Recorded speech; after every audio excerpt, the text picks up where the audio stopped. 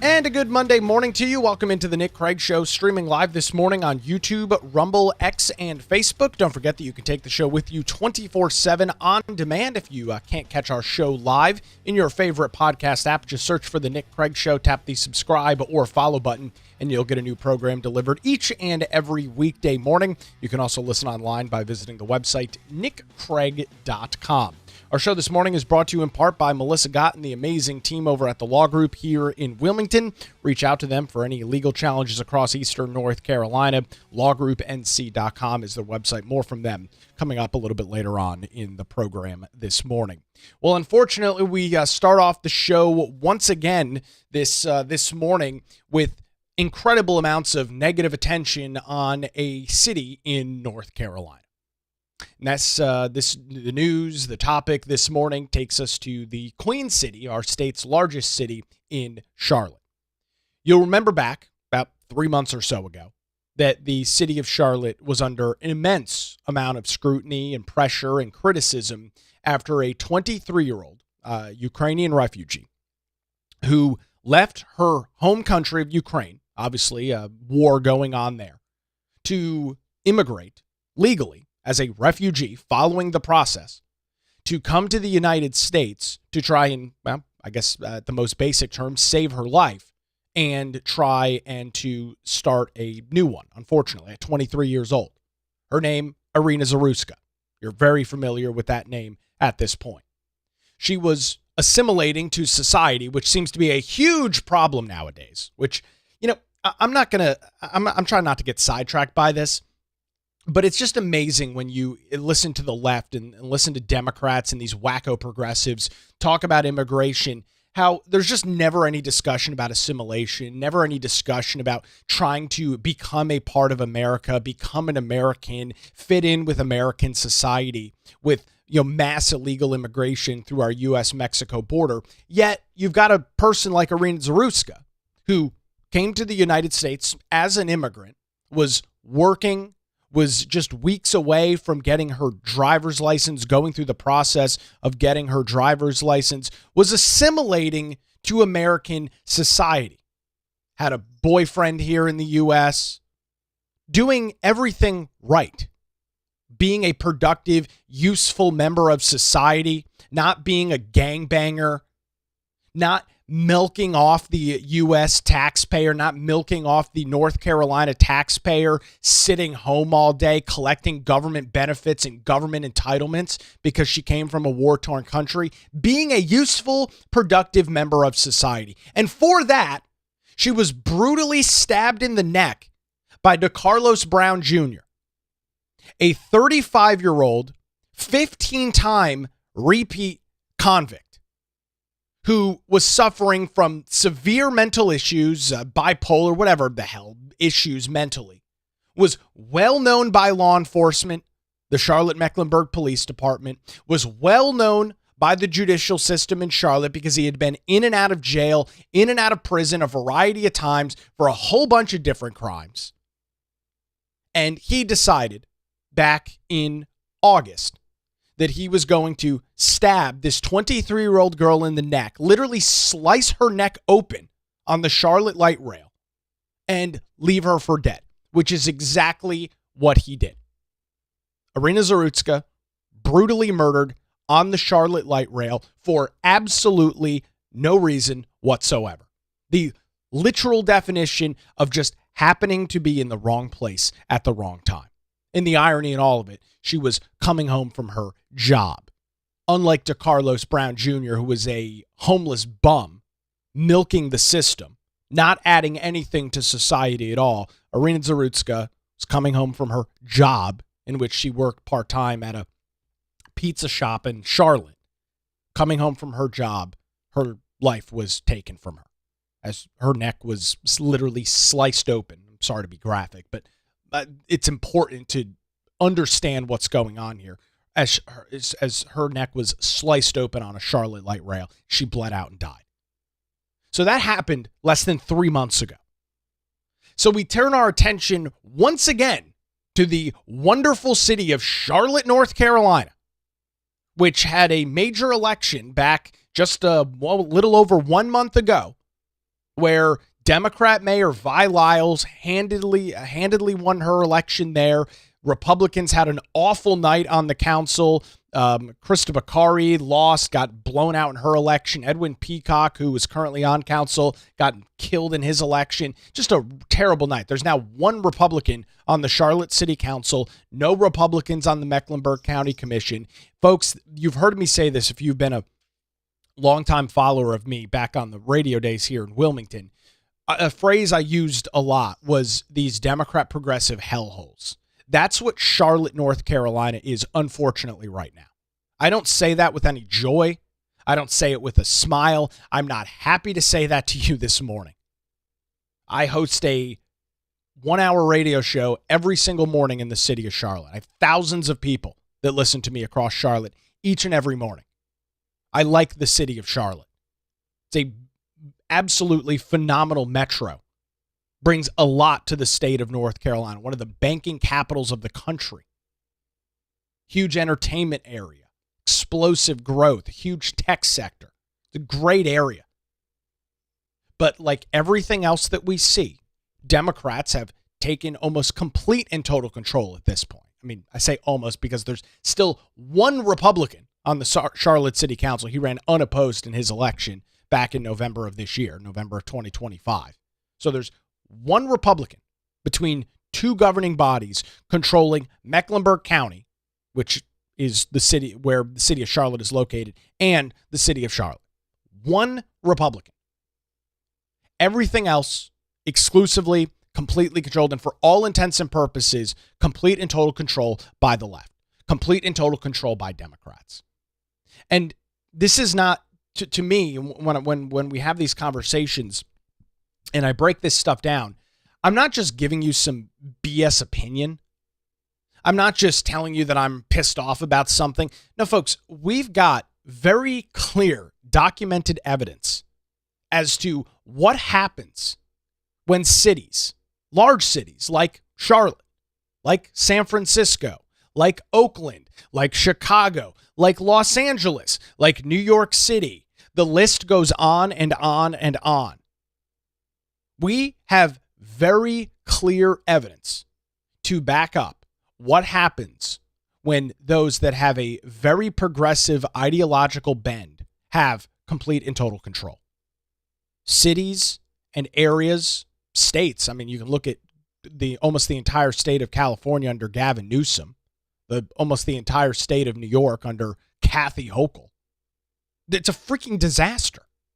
And it's like the movie that you've seen the ending to 100 times. We know how this ends. We know what the end result is. And again, I don't take any glee in saying that to you because we know what's going to happen. We know that crime will be out of control. We know that taxes will continue to soar.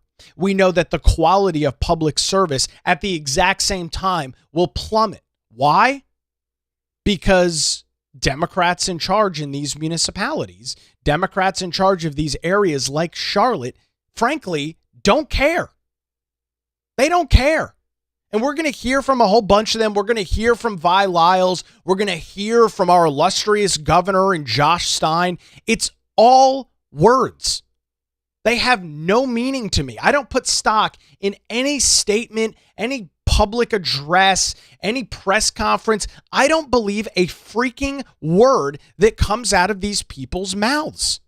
And justifiably, they have not earned the trust for me to believe when they talk about public safety that they actually care about it.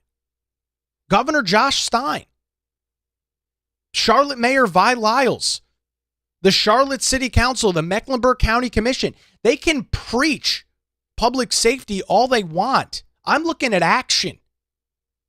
I'm looking at what is being done to actually, work on something like public safety, which turns out is a pretty big deal for a lot of people. I know, shocker for you to hear. It's just as big of a shock for me. People don't want to live in a community. People don't want to live in an area where it's unsafe. People don't want to feel threatened going to work. People don't want to feel threatened leaving their house. People don't want to feel threatened going out to dinner. supporting local small businesses on a Thursday, Friday, Saturday night, going out and having dinner, hanging out with friends. Turns out if you don't feel safe in an area doing that, you don't go to that area. So what happens? Well, then you see the businesses close up shop, close their doors. That's a pretty logical conclusion. You no longer have a clientele. You no longer have shoppers. You no longer have diners that can provide your business. Right? You're not selling anything. There's nobody in there. It's a ghost town. We saw examples of this out in San Francisco over the last couple of years. A lot of it was sparked and spearheaded by COVID. And then coming out of COVID, the city was like a freaking zombie movie. I mean, guys with heroin needles in their arms roaming around downtown San Francisco, roaming around the public transportation system in San Francisco. What was the end result? We saw major chains, major stores, CVS, Walgreens, closing their shops. Why? Because they couldn't get anybody to work there. Why? Because they had the Democrats that control the state of California, the Democrats that control the San Francisco City Council, made it essentially legal to shoplift. So you had these stores getting looted essentially on a daily basis. They couldn't do anything about it, couldn't press charges, couldn't call the police. There was nothing to respond to. These stores had their insurance carriers say, we're not going to insure you for theft. We're not going to insure any sort of loss prevention at your store because things are just walking out of the store all day, every day. That's not a beneficial position for the insurance company. So they cancel their coverage. Nobody wants to work there because you've got to fight with homeless guys with heroin needles sticking out of their arms to get to work. So what happens? The shops close.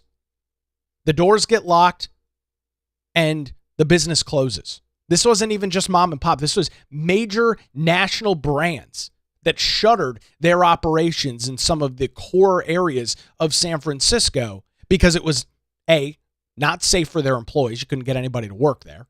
And 2, it was no longer an opportunity where a business could operate. I mean, there's no business in the world that can operate with rampant lawlessness in terms of shoplifting. It's not feasible. It's not possible. Your insurance isn't going to cover it. And you can't afford as a business to just write off thousands of dollars worth of merchandise walking out of your store every day because it's legal to leave with $500, $600, $700 worth of stuff. You put it into your shopping cart and you just walk right out the door. Nobody's going to say anything to you. The police will not respond to it. That is the situation that Democrats have created in a place like San Francisco. And I'm not going on a tirade on San Francisco this morning, but I bring this up because, again, we've seen this movie before. We have very clear examples, very clear evidence as to what happens when lawlessness is allowed to proliferate in a major, large metropolitan area, in this case, like the city of Charlotte. Mecklenburg County, which, again, hosts the city of Charlotte. We know how this happens. We know what the end result is. It's not a surprise. It's not a shock. So this takes us to Friday night in the Queen City, right around 5 p.m. One person was seriously injured after a stabbing. This happened on the Charlotte light rail system, the Blue Line, which is the exact same train system in which Irina Zaruska was brutally killed, stabbed in the neck in Charlotte back in August. So you've got another person getting seriously injured on a stabbing on the Charlotte light rail system. Law enforcement responded to the call, as you would expect them to do, and they found a person with stab wounds who was taken to the hospital, listed in critical condition. We have not seen any additional updates from law enforcement on the status of that individual since Friday. So we know that they were rushed to the hospital, serious critical injuries. No update as of right now. Presumably and hopefully they've stabilized, but that's the latest that we know right now. We'll probably learn more throughout the day. Fortunately, once like the Irina Zaruska story, the killer is in, or the assailant is more accurate to say in this case, is in custody. Charlotte-Mecklenburg police identified the suspect as 33-year-old Oscar Solenzaro Gonzalez.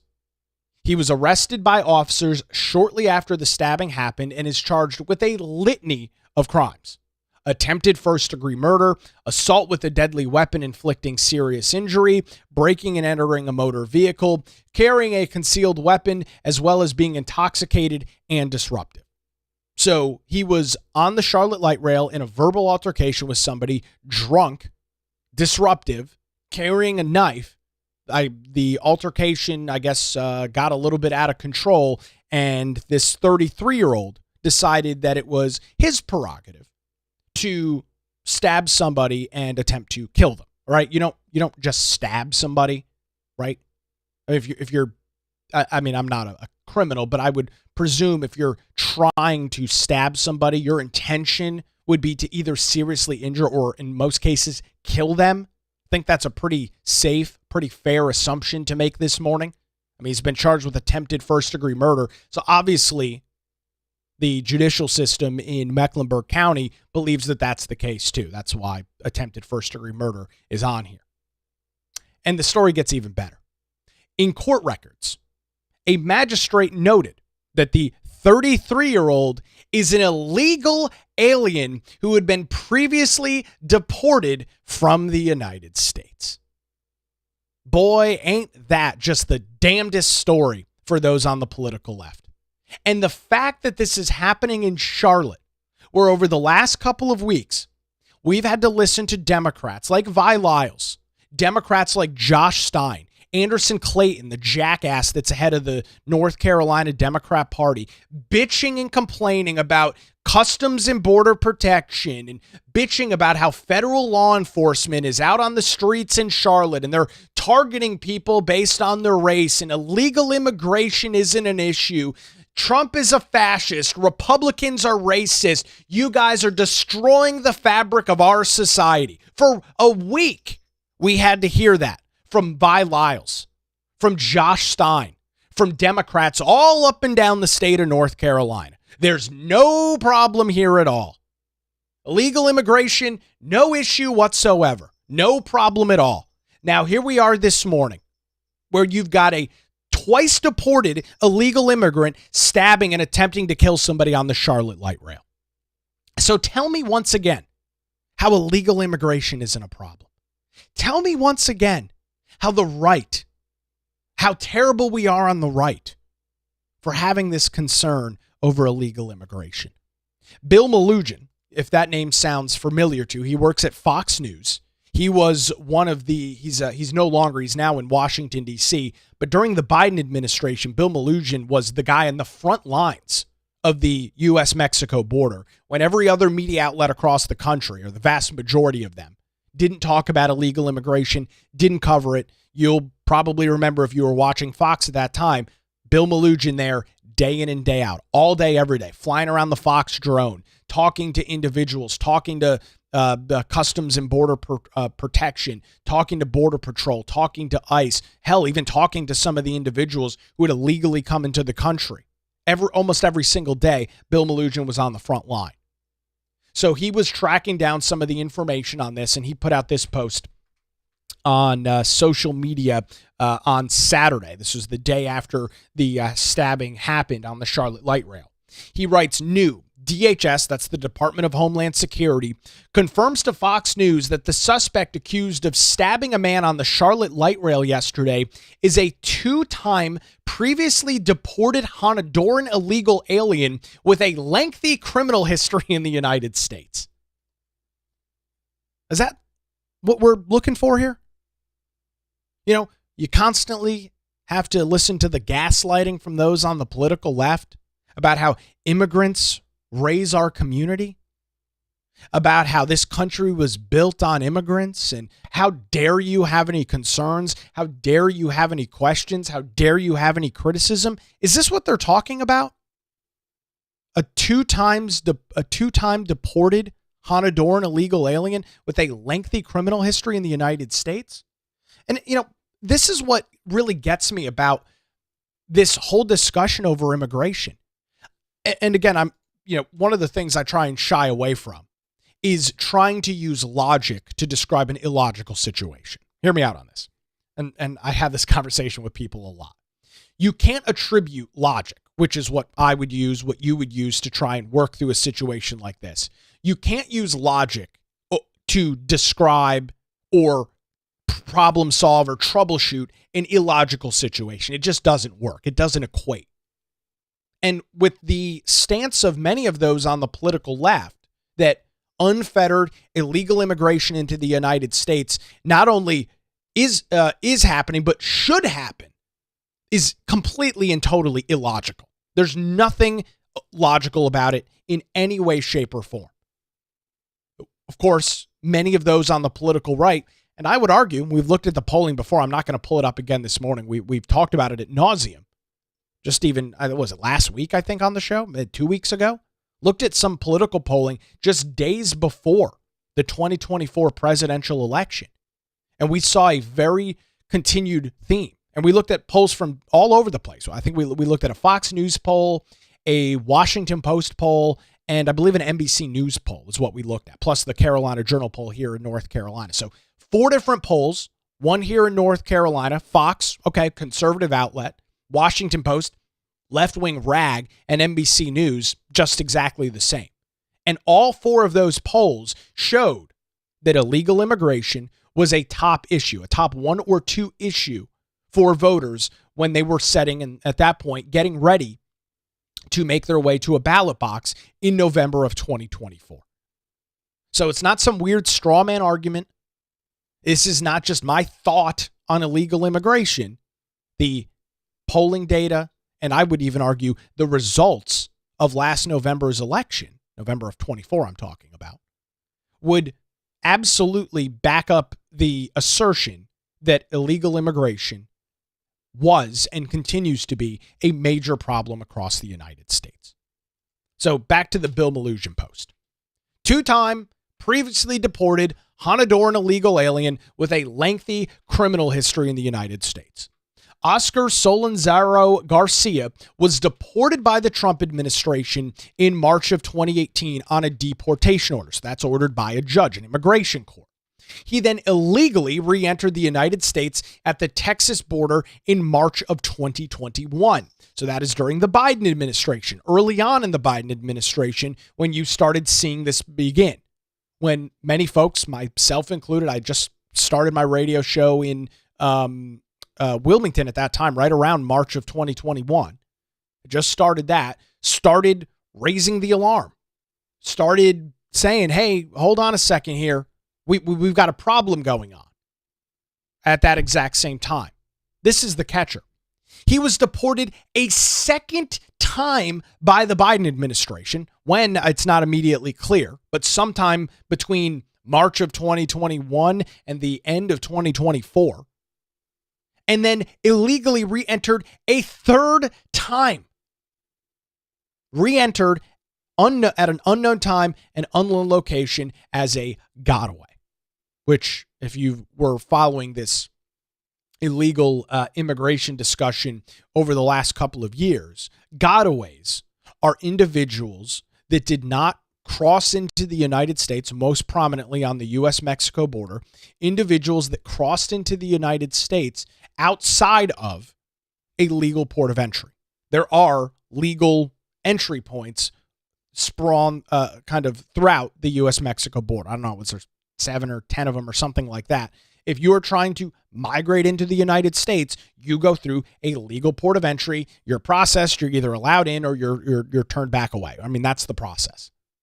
But for Oscar Solanzano Garcia, he obviously knew that he would not be allowed back in the United States. Maybe because he has a lengthy criminal record here in the country, the country of which, right, he's trying to get a better life. This is what you always hear from the bleeding heart liberals.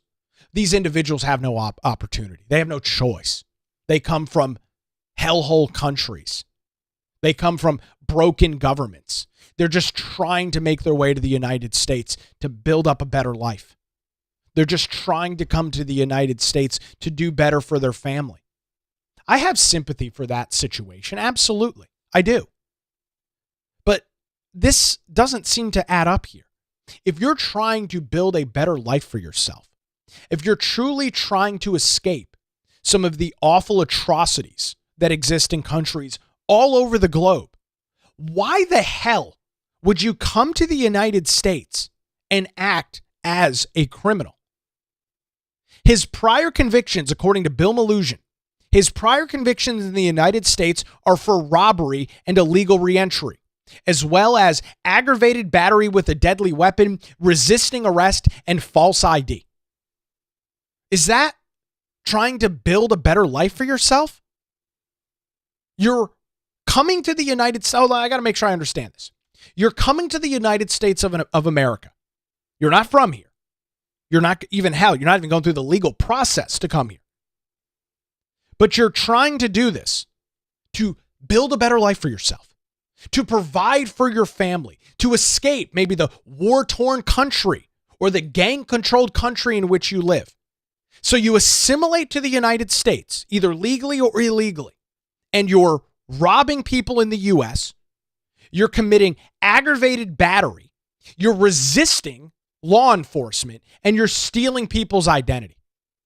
What part of that makes the United States a better country? Because that's always the argument from those on the political left, right? Immigrants built this country. Immigrants did this. Immigrants did that. Look, I'm just using this one guy as an example. What part of him being in the United States made any facet of our society, any facet of our life better? What part of it? Stealing from people, whether it was a store or from an individual, robbing somebody? Does that make the United States a better place? Does that make your city a better place? Aggravated battery? Does that help make your community more prosperous? Resisting arrest? Giving the middle finger to law enforcement? Again, you're illegally in the freaking United States, right? So you're already not supposed to be here. You're resisting arrest. You're stealing somebody's ID. Oh, and to add on top of this, this is his old criminal rap sheet. His new criminal rap sheet includes attempted first-degree murder, assault with a deadly weapon inflicting serious injury, breaking and entering to a motor vehicle, carrying a concealed weapon. Oh, and to really add the icing on the cake, he was drunk at the time that he decided he was going to stab somebody on the Charlotte light rail. So we've got the full picture of this individual. Deported from the United States twice, had re-entered illegally, re-entered 2 additional times, had entered the United States illegally 3 different times, and now decides in the country in which he's trying to assimilate to, right? Trying to build a better life for himself, for his family, for his friends. He's stabbing somebody on the Charlotte light rail? Really? And I'm supposed to just erase everything I believe? I'm supposed to not have an opinion on this whatsoever? I'm supposed to just jump to the mindset that there's no problem with illegal immigration? There's no problem with dangerous, hardened criminals coming to the United States?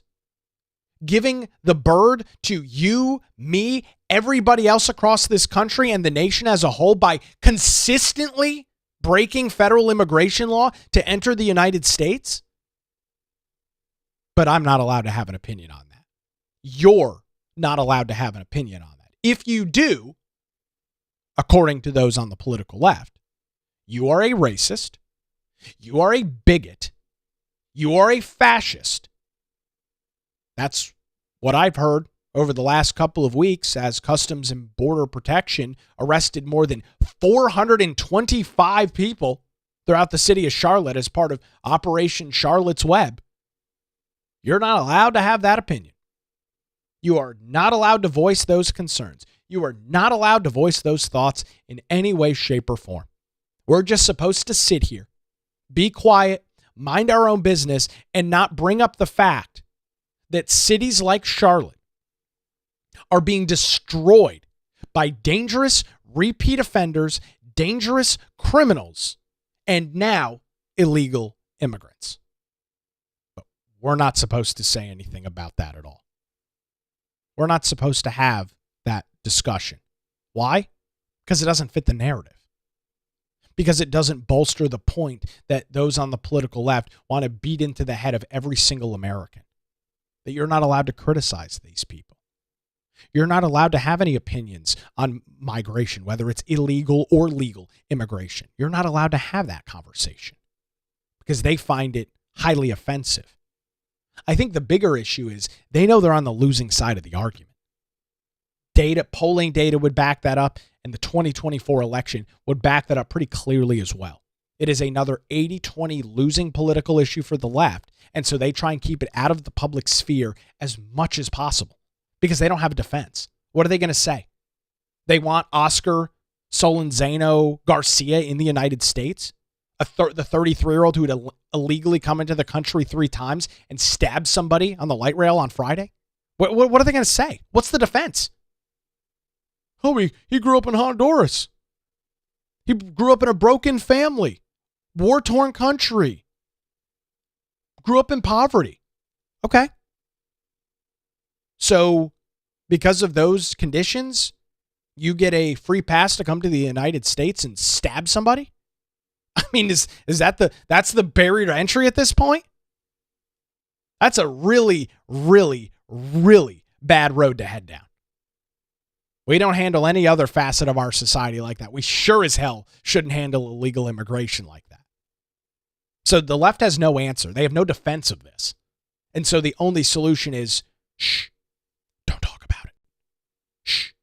We're just going to call you a racist and a bigot and an authoritarian. We'll call you those terms, and hopefully that shuts you up. Hopefully you don't talk about the issue anymore.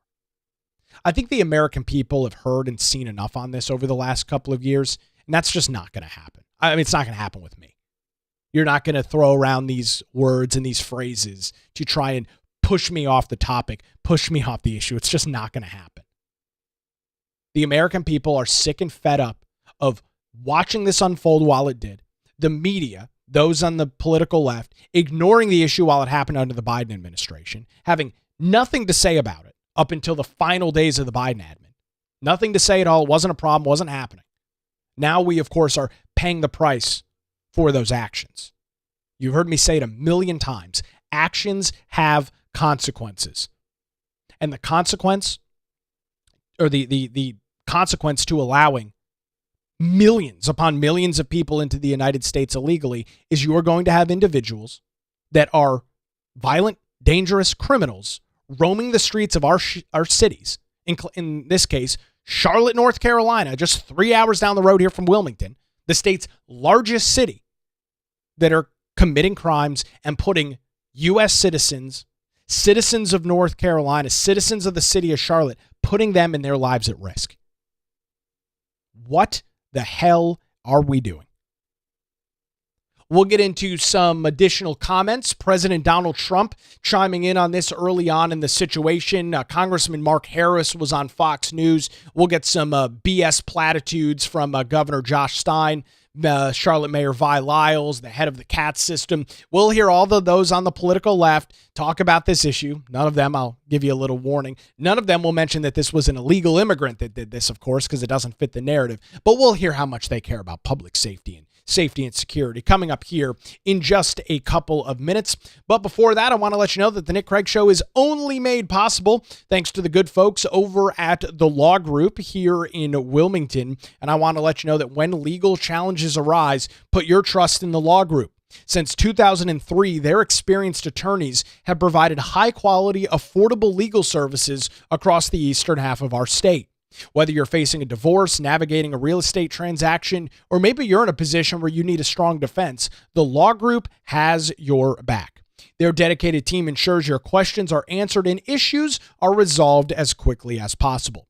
Great news, folks. They're located in downtown Wilmington and just a phone call away at 910-251-6088, or you can visit them online at lawgroupnc.com. For any legal challenges across southeastern North Carolina, reach out to Melissa Gott and the team over at the Law Group, 910-251-6088, or lawgroupnc.com. The Law Group, experience and dedication you can rely on. We appreciate the Law Group and their continued support of the Nick Craig Show.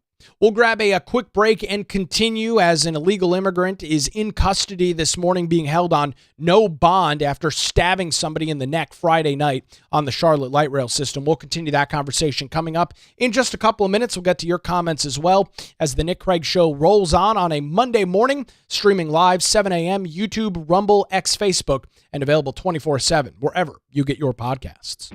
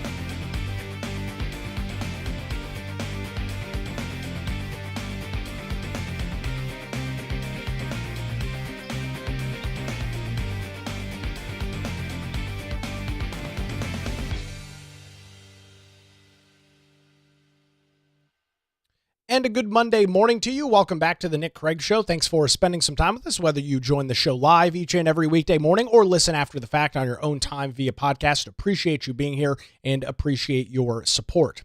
All right, we are continuing our discussion this morning on another miserable situation in the city of Charlotte on Friday as an individual right around 5 p.m. was stabbed on the Charlotte light rail. Yes, the same Charlotte light rail in which Irina Zaruska had her life taken from her back less than 3 months ago. And the kicker in all of this is the individual that has been arrested, has been charged in this case, is a 33-year-old Honduran illegal alien who had been deported from the United States twice. So entered 3 times, right? Entered first, entered 1 time, deported. Entered another time, deported again, then entered a 3rd time, and then just stabbed somebody on the Charlotte light rail on Friday. So has entered the United States, not clear whether the first entry was illegal or not, but has entered the United States at least illegally twice, maybe even 3 times. Decided that it was in his best interest to stab somebody on the Charlotte light rail on Friday. Great idea. Phenomenal idea. Let's just stab somebody on the Charlotte light rail. Some sort of verbal altercation. The guy was drunk at the time, and so he decided it was his prerogative to stab somebody. President Donald Trump commented on the situation pretty quickly after it unfolded, saying, "Another stabbing by an illegal immigrant in Charlotte, North Carolina. What's going on in Charlotte? Democrats are destroying it like everything else, piece by piece." And, to really highlight the point here that President Trump is making, he says Democrats are destroying it, talking about the city of Charlotte like everything else, piece by piece. Folks, this is exactly what I was just talking about. How we have a very clear track record. We have a very clear history of what happens when cities like Charlotte are exclusively controlled by those on the political left, this stuff not only starts to happen, but it continues and it gets worse day by day. Look at San Francisco. Look at Oakland, California. Look at Chicago. Look at St. Louis. Look at New York City. The list can go on and on and on. And there's one uniform factor in all of these places. Almost exclusive, not in every case, but almost exclusive control by those on the political left. And Charlotte falls right into that framework. There is one Republican between the Mecklenburg County Commission and the Charlotte City Council. There is one, count them, one Republican. Everything else, every other position held by Democrats. And so that is where it's trending. And it's, on Friday, if you didn't catch Friday's show, I encourage you to take a listen to it. We talked about the changes coming to the Wilmington City Council. It is now a 7-0 Democrat-controlled council. And so when people say, I've got a concern with a completely Democrat-controlled board, this is the reason why. This is what they're afraid of, is Wilmington becoming the next Charlotte, becoming the next Durham, becoming the next Asheville, becoming the next Raleigh, where you have no diversity of opinion at all, and you see a race to the bottom in terms of policies. And a lot of it has to do with law enforcement.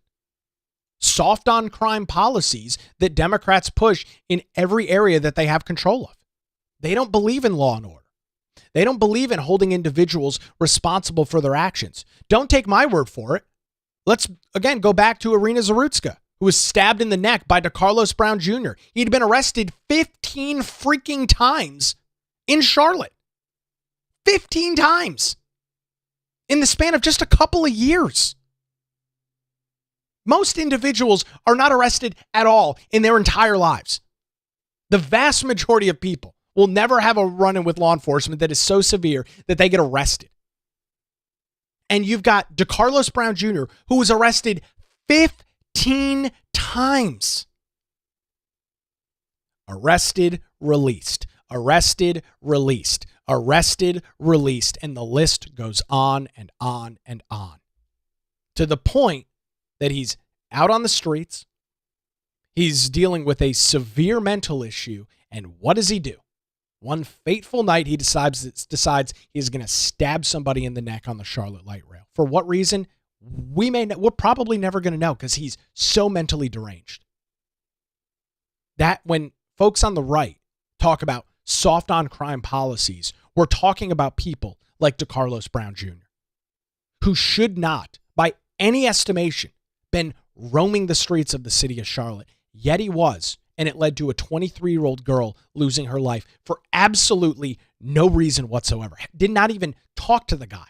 Was sitting in front of him with her earphones in, coming home from work, minding her own business. That's what she was doing. And her life was taken for no reason whatsoever. Miserable, miserable situation. And it is allowed to proliferate in communities like Charlotte, because they don't believe that criminals should be held responsible for their actions. Plain and simple. I don't know any other way to put it. And I don't think that's an exaggeration at all. You can't tell me that you believe in public safety. You can't tell me you believe in law and order when you are going to allow somebody like that roaming your streets. You just can't tell me that's the case. I will not ever believe you. And I shouldn't believe you. It just makes no sense whatsoever. Here's Governor Josh Stein, of all people, another Democrat here in North Carolina. He commented on the situation Friday night, posting on X. I just spoke with Chief Patterson about the horrific stabbing on the light rail this evening. Please join me in praying for the full recovery of the victim. I am pleased that Chief Patterson was already surging law enforcement throughout Charlotte with Operation Safe Season, and I am grateful to state law enforcement agencies that are assisting the operation. Public safety is a top priority for all of us. I call complete BS on this statement from Governor Stein, and we'll hear the exact same platitudes from Charlotte Mayor Vi Lyles. Public safety is not a top priority for Josh Stein. It is not the top priority for the Mecklenburg County Commission or the Charlotte City Council. It's not. If it was, then in the immediate aftermath, which we still are in, of Irina Zarutska getting murdered, there would have been a police officer or a security guard on the train in Charlotte on Friday night. But guess what, ladies and gentlemen? There wasn't. It has been less than 3 months since she was killed, since international news was talking about her death. And we heard in the aftermath of that, we heard the same crap from people like Josh Stein. Public safety is a priority. We need to do everything we can to keep people safe. Blah, blah, blah, blah, blah. Put a freaking cop on the Charlotte light rail then. Put a security guard on every portion of the Charlotte light rail. You've got a multi-million-dollar a year budget for law enforcement. Put them on the freaking train cars. I mean, this is not a complicated task, folks. If there's a concern over growing violence on the Charlotte light rail, then put somebody on the freaking trains. I mean, gee, you don't need to be a freaking public safety expert to know that that's obviously a quick solution. Put somebody on the trains. But no, that would be a show of force. That would be a bridge too far for the Charlotte City Council. That would be a bridge too far for CATS, the Charlotte Area Transportation System, that is responsible for running the Charlotte light rail, that receives hundreds of millions of dollars from the Charlotte City Council and the Mecklenburg County Commission to operate at a loss each and every year. That would be way too far for them to go. We know that there's a problem that can be on here. Somebody was just brutally murdered on this same system 3 months ago, which brought so much negative attention, so much negative coverage to the city of Charlotte. Maybe we should do something about it. But no, that would just be way, way, way, way, way too far. So let's hear from Charlotte Mayor Vi Lyles. Let's see what she had to say in the immediate aftermath. Everyone deserves to be and feel safe in our city, and there is no room for violence in our community. We have invested heavily in increasing security on the transit system, and CMPD, that's the Charlotte Mecklenburg Police Department, has been proactive in increasing its presence across our city, including announcing a new multi-agency effort this week. There are several aspects of public safety that are outside of the city's jurisdiction, including immigration policy and enforcement. But we will continue to focus on public safety and ensuring a safe and vibrant community. If you were a resident of Charlotte, of which I will note I'm not, but if you were a resident of Charlotte, would you believe the words out of Charlotte Mayor Vi Lyles' mouth? That they've invested heavily in increasing security? If so, where the hell were they? This stabbing happened between two different stations, and the individual, the illegal migrant who was in the country, was arrested at the next stop because that's when law enforcement got on the train. So I'm just going to push back on this and say, no, you obviously have not invested heavily enough in increasing security on the transit system. If you had, then there's a very strong possibility that this situation wouldn't have unfolded the way that it did. I can't guarantee it. I'm not going to sit here this morning and tell you that there's no way this would have happened. I'm not saying that. I don't know that to be the case. I like to speak in fact. But I think that there is a strong possibility that this situation doesn't unfold the way that it did on Friday night had either private security or sworn law enforcement been on that car on the Charlotte light rail. I think that's a pretty fair guess. You're probably, maybe you are still, but you're probably not going to stab somebody on the Charlotte light rail when there's a cop 11 feet from you. When there's private security 11 feet from you. You're probably not going to do that. Maybe you still are, but probably not. That's just my gut reaction to it. Lauren Newton, who is the attorney for Irina Zarutska's family, also commented on this as well, saying, the fact that there was another stabbing on the light rail committed by someone who had apparently been banned continues to show that there is no fair enforcement on our light rail system. Clearly, security is still lacking to protect our citizen riders of public transportation. And you know what's happened since Irina's murder earlier this year? The the rate of individuals using public transportation throughout Charlotte has plummeted. Why might that be the case? Is it possibly and probably the fact that individuals don't want to risk losing their lives riding the Charlotte light rail? That individuals are concerned they may become the victim of a heinous act, a heinous crime? Probably. Again, I'll go back to what I was mentioning earlier. If you feel unsafe in an area, whether it's a downtown area, whether it's where you live, that's not a good situation. Nobody wants to be in that situation where they genuinely feel unsafe. And if you do, you will probably do everything in your power to remove yourself from that situation. Plain and simple.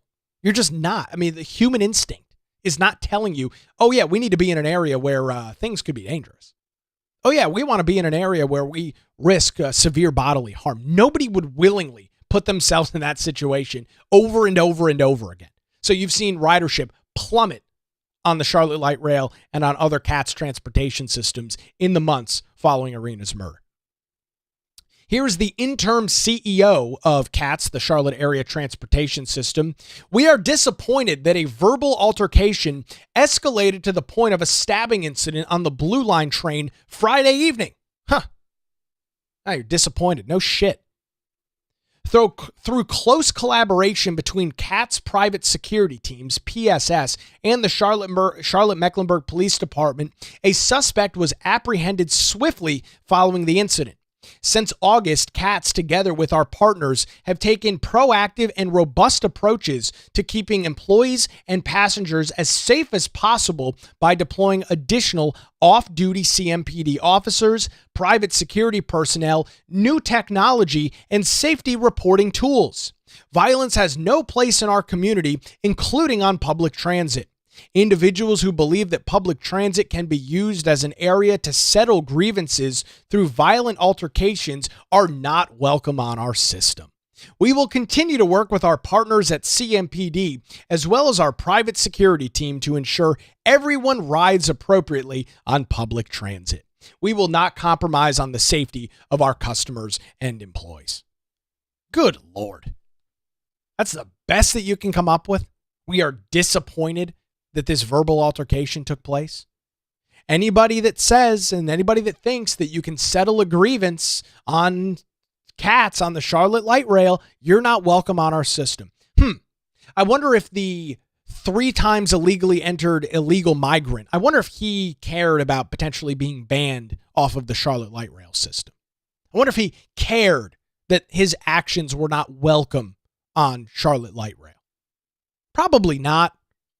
I'm going to step out on a limb a little bit and say the guy who'd broken federal immigration law 3 times, the guy that was deported, came back into the country illegally while he was here, was a criminal, probably didn't really care whether Charlotte, the CAT system or the Charlotte Light Rail, whether they wanted him or not.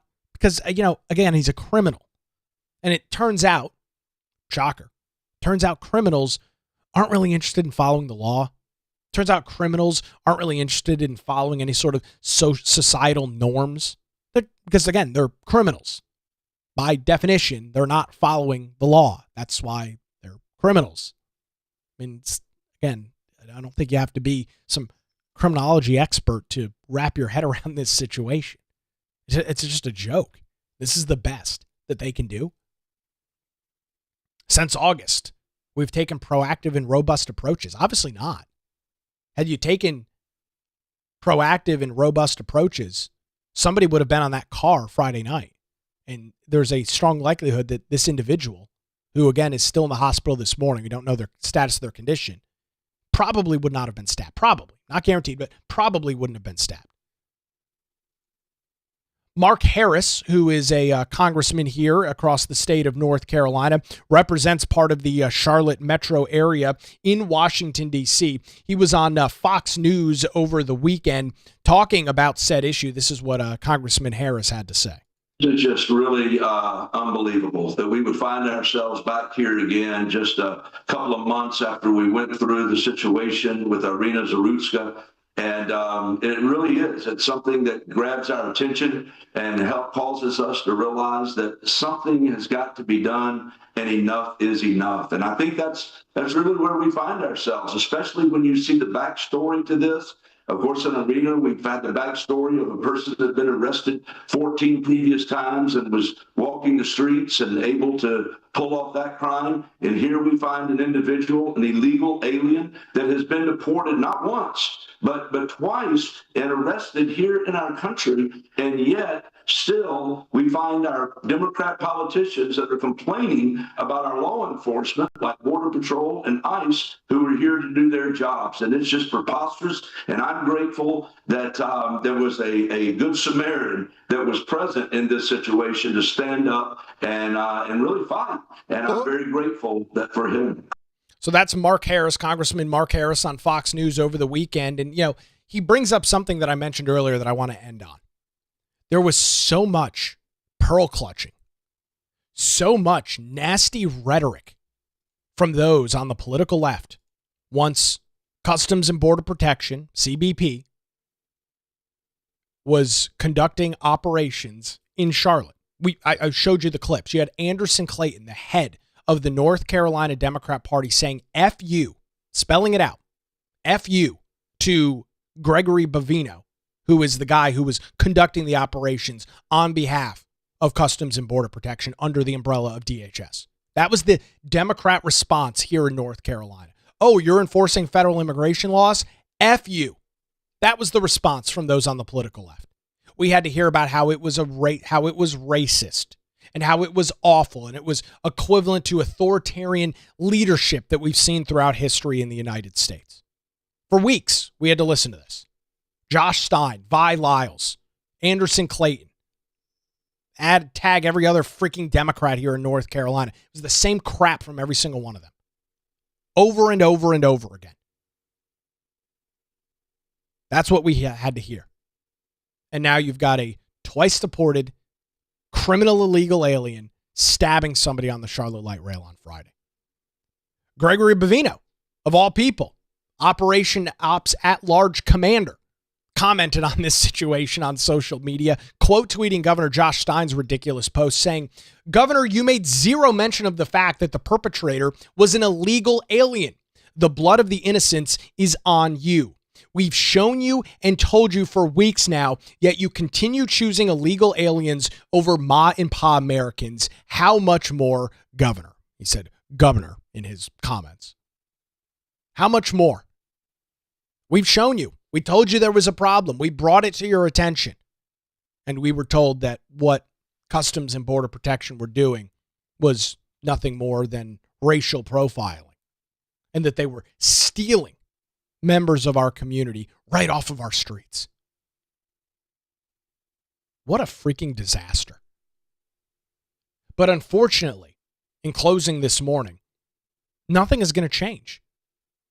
If Irina Zarutsky's murder was not enough to reject Democrat politicians in Mecklenburg County and the city of Charlotte, which we just saw that election, like literally last month. If that wasn't enough to change the tide, and it wasn't, Vi Lyles handed victory. 2 Republicans running for Charlotte City Council both got obliterated in their election efforts. If that wasn't enough to push voters in the city of Charlotte over the edge, I don't think this makes any impact either. If the unbelievable amount of national and international attention that Irina's murder got just 3 months ago wasn't enough to push voters to saying these policies need to change. These policies are no good for our city. These policies are not sustainable. Then I come to you this morning with a message that nothing is going to change. It's going to have to get way worse, and I mean way worse, before it gets any better. If that wasn't enough to change the tide in Charlotte, folks, I'm not sure that anything is. And as long as Democrats in the city of Charlotte continue to elect Democrats in the city of Charlotte, then this is going to be the norm. You're not going to see an emphasis on public safety. You're not going to see an emphasis on holding criminals accountable. You'll get these pandering statements. You'll get these claims like Vi Lyles made that, oh, public safety is a priority. You'll hear Josh Stein talk about how public safety is a top priority. They're just words. There's no action to back it up. There's none. And it's obvious based on the results. I mean, look at what's going on. Time and time and time again. And I put this out as a little bit of a warning to those in the city of Wilmington, bringing it back home here to close out the show. This is why I said that individuals need to start showing up to every Wilmington City Council meeting and push back, because it will not be long. I don't say this again. I live here. I don't say this with any joy or glee. It will not be long before the city of Wilmington is in the exact same situation. You can take that to the bank. I don't know how quickly it will happen, but with unchecked Democrat control, we've seen this movie before. We know how it ends. It's not a surprise to me. It's not a surprise to you. Some comments coming in on our live channels this morning. Leslie says, Wilmington is the next prize for the left. If Republicans sit at home eating their bonbons instead of going to the polls, we will be Charlotte 2.0. Yeah, I have nothing, and I've seen nothing that I would say to argue against that point, Leslie. Nothing. I mean, you're absolutely spot on. I hope I'm wrong, but just again, using what we've seen in other cities, looking at how all of this stuff continues to play out over and over again, I can't dispute your point at all. Another comment, CATS, that's the Charlotte Area Transportation System, is going to spend $30 million in the next 2 years to upgrade camera systems. It would probably cost less to have physical police presence and more effective than upgraded cameras. Of course it would be. But again, Democrats aren't really interested in solving the problem. They don't care. And I say that honestly this morning. They just don't care. If they did, I mean, honest to God, make this point one more time.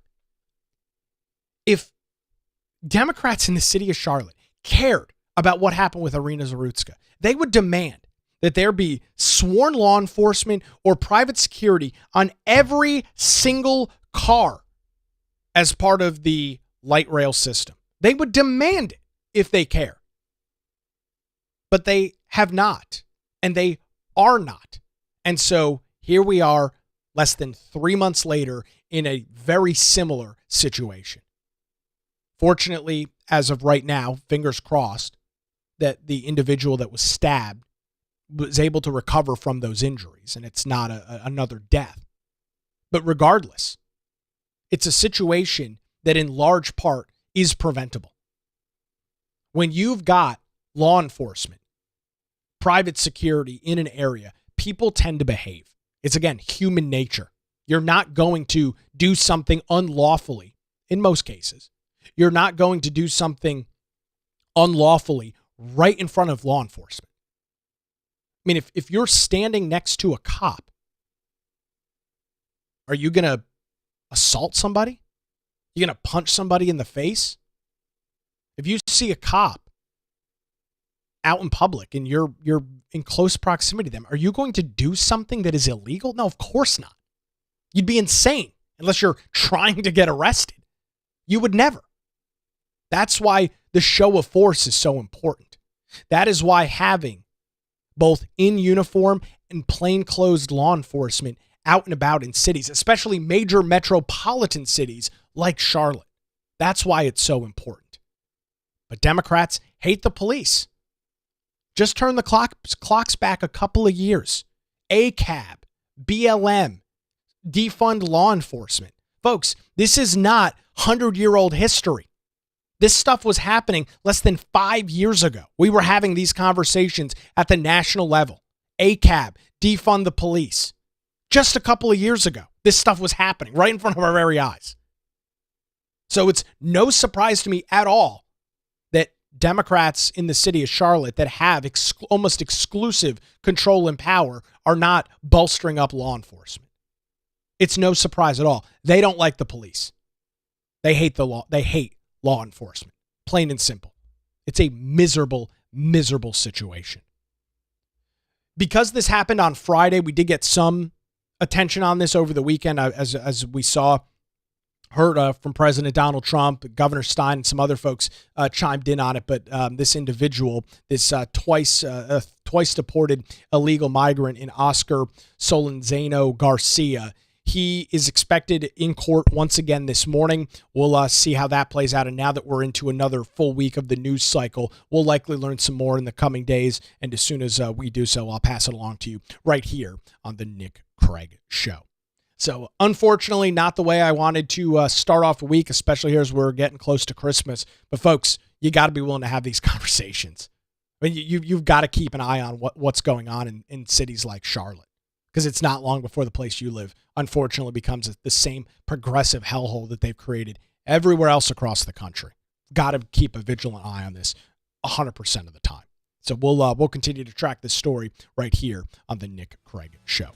That's going to do it for a Monday edition. Thanks to Melissa Gott and her team over at the Law Group in Wilmington for their continued support. Reach out to them. Visit them online at lawgroupnc.com. The Nick Craig Show streams weekday mornings, 7 a.m., YouTube, Rumble, X, Facebook, and is available 24/7 wherever you get your podcasts. Thanks for joining us. We're back here tomorrow morning for the Nick Craig Show.